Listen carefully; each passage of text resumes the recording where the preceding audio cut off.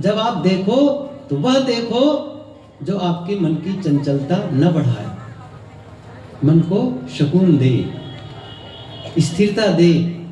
वैसे ही किसी भी इंद्रियों के लिए इसको थोड़ा सा मैं इस ढंग से कहना चाहूँ कि ये आहार बाहर से लेना है।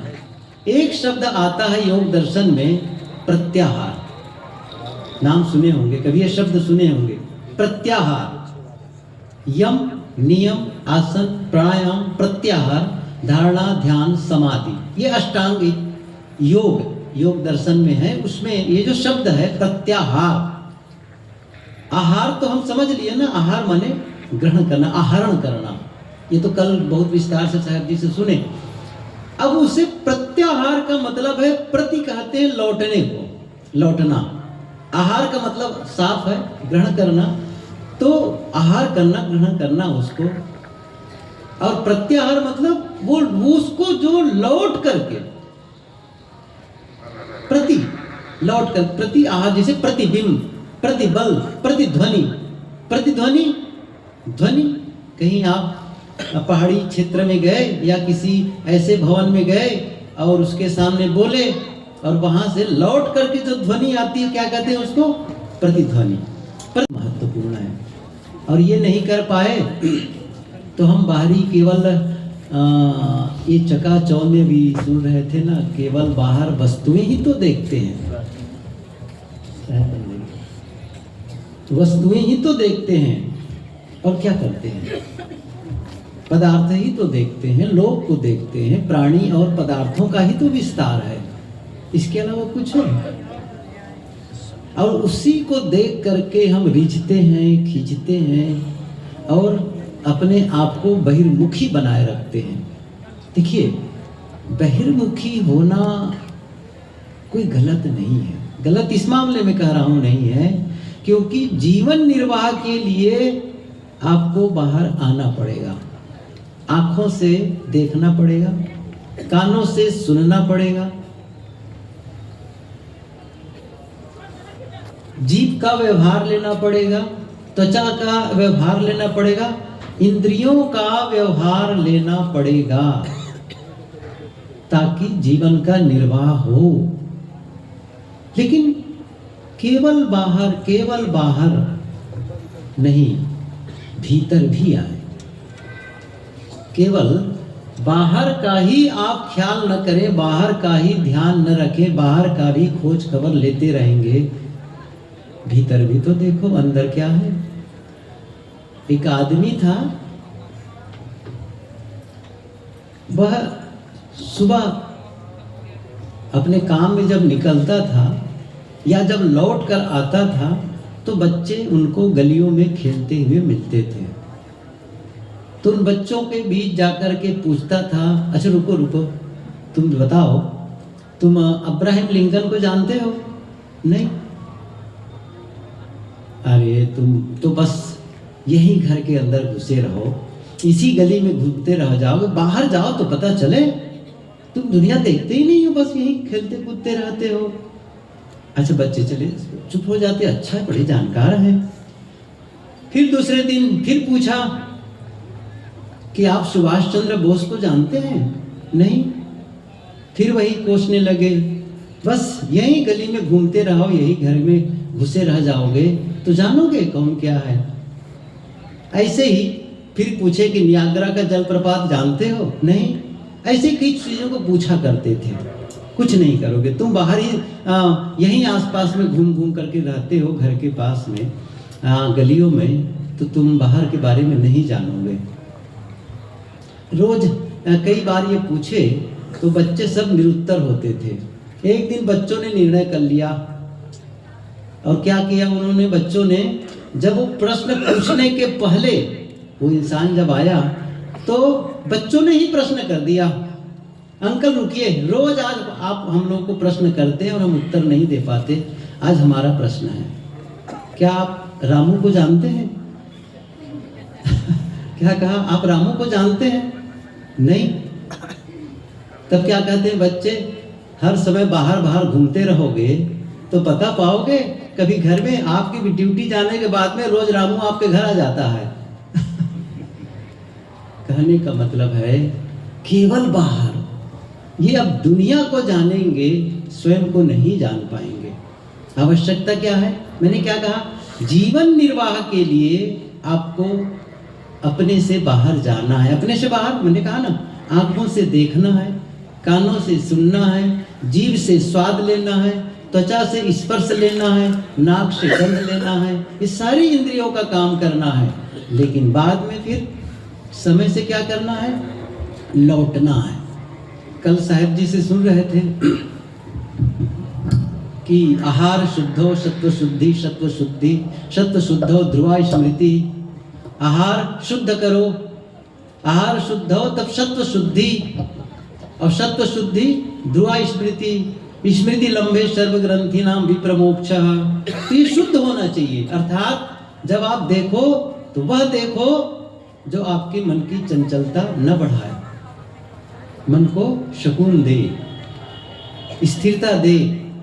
वैसे ही किसी भी इंद्रियों के लिए इसको थोड़ा सा मैं इस ढंग से कहना चाहूँ कि ये आहार बाहर से लेना है। एक शब्द आता है योग दर्शन में, प्रत्याहार।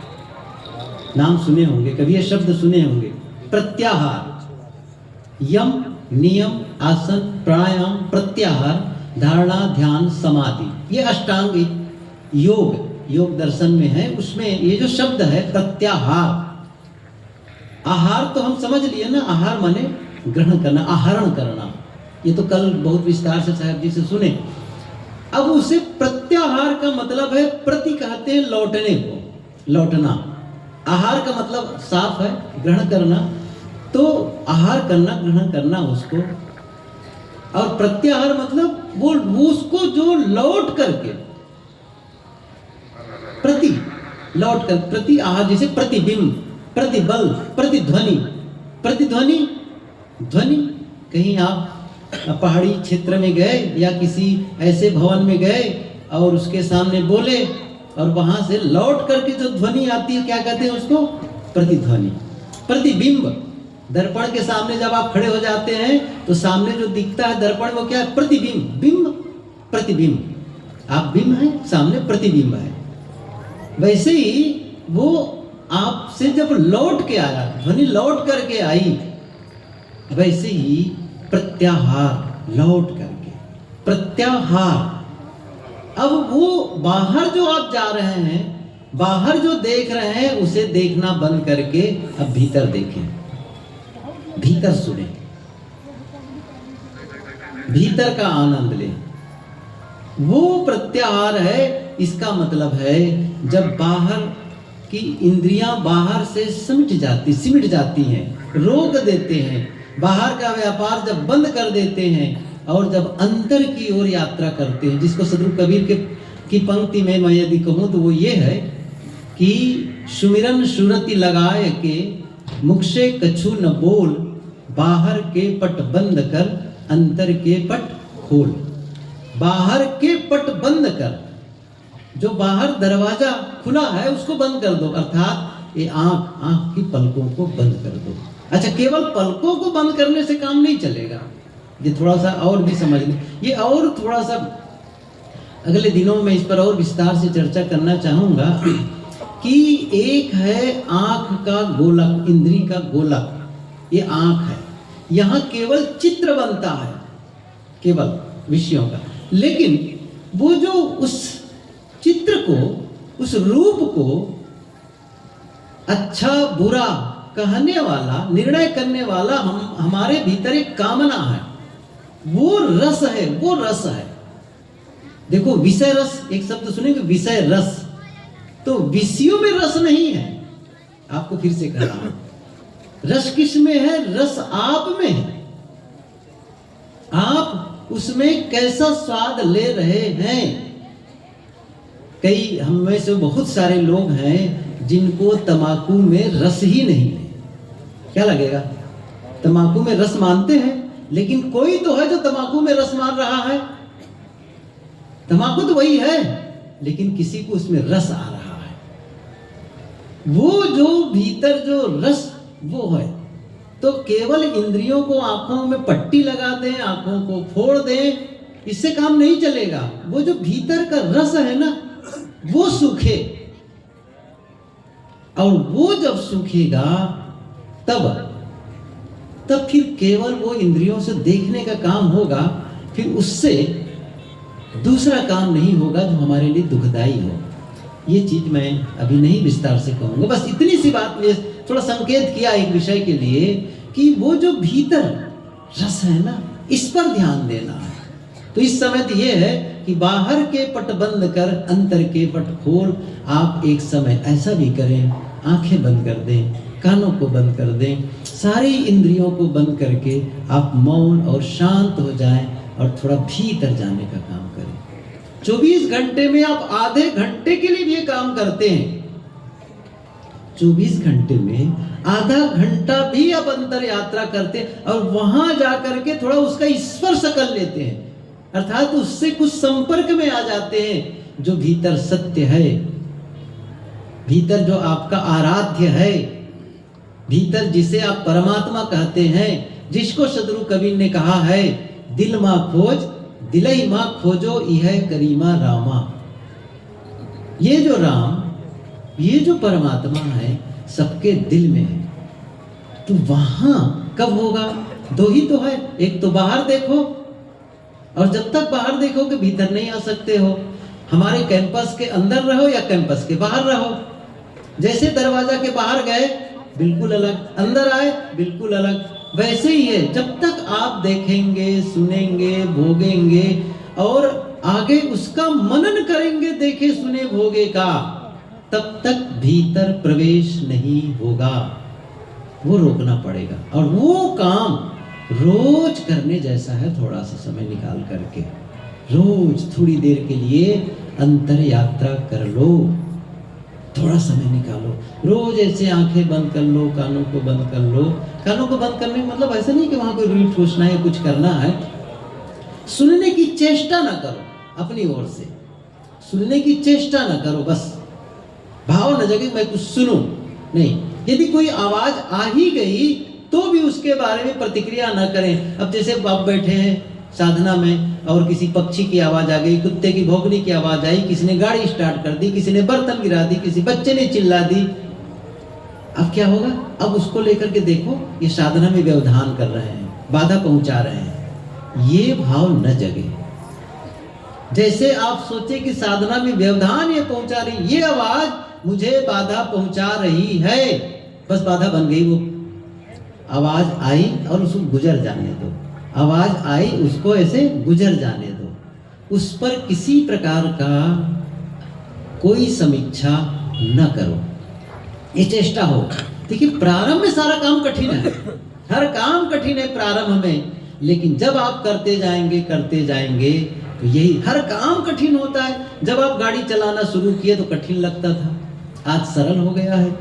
कोई नया काम करो कठिन लगता है, कोई व्यापार शुरू करे, कोई काम कठिन लगता है, लेकिन करते करते वो काम सरल हो जाता है। ऐसे ही ये काम है, नहीं करेंगे कभी नहीं होगा। हम सोचे कि अपने आप हो जाएगा, कभी नहीं होगा। आप कहेंगे गंगा नहाने सो जाएगा, अभी संगम में कई लोग डुबकी लगा के आए होंगे, मैं क्षमा चाहता हूँ, मेरी कोई आलोचना नहीं है। जाओ संगम में, एक बार नहीं 1000 बार डुबकी लगा करके आ जाओ, अंतर यात्रा उससे होने वाली नहीं है।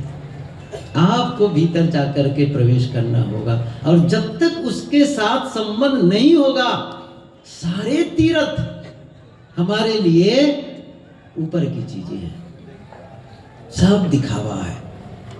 हम तीर्थ में आकर आत्म तीर्थम न जानाति, आत्म तीर्थ को जिसने नहीं जाना, बाहरी तीर्थ सब व्यर्थ है। बाहरी तीर्थ की सार्थकता है आप कुंभ में आए, संतों से मिले, और आपको एक सूझ हो गई, नहीं मैं अंतर यात्रा भी करूंगा, मैं भीतर भी जाऊंगा, मैं इंद्रियों के व्यापार को रोक के कुछ देर के लिए मौन और शांत रहूंगा, ये भाव जगे, प्रतिक्रिया विहीन रहूंगा।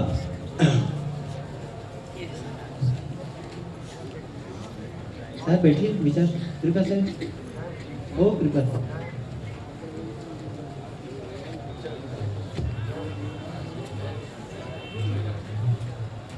और ये भाव जगे तो क्या होगा? बस वहीं से शुरू हो जाएगी। मेरा मतलब है कि आप और हम सब यहाँ आकर के हम भीतर की भी यात्रा, केवल तीर्थ यात्रा न करें, केवल गंगा स्नान न करें, आप भीतर भी पवित्रता का और निर्मलता से अपने आप को नहलाएं। और जितनी पवित्रता को महसूस करेंगे भीतर की, उतना ही आपको आनंद का अनुभव होने लगेगा। और जितनी गंदगी का अनुभव करेंगे, जितना मैलापन का अनुभव करेंगे, विकार का अनुभव करेंगे, उतना ही आप अपने आप से दूर होते चले जाएंगे। अंदर में आप परेशान हैं, अशांत हैं, अंदर में बहुत दुखी हैं, शिकायत से भरा मन है, इसका मतलब आप गंदगी का अनुभव कर रहे हैं, पवित्रता का नहीं है। जिस समय आपके मन में प्रेम का अनुभव होता है, मैत्री का अनुभव होता है, सहयोग का भाव जगता है, क्षमा का भाव जगता है, विनम्रता का भाव जगता है, करुणा का भाव जगता है, ये सब पवित्रता है। हम पवित्रता का ज़्यादा अनुभव करते हैं या गंदगी का ज़्यादा अनुभव करते हैं, मैलेपन का अनुभव करते हैं? ये हमको खुद को सोचना है। कितनी देर तक मेरा मन मैला रहता है, कितनी देर तक मेरे मन में पवित्रता रहती है? असली तीर्थ तो ये है। ये हमको अपने जीवन में अपनाना है। साहेब जी का समय कुछ देर में होगा, अभी समय है, तो हम साहेब जी लोगों के विचार सुने। श्रद्धेय संत श्री सजीवन साहेब जी विराजमान हैं। मेरा निवेदन है कि आप अपने गंभीर विचारों से हम सबको लाभान्वित करें।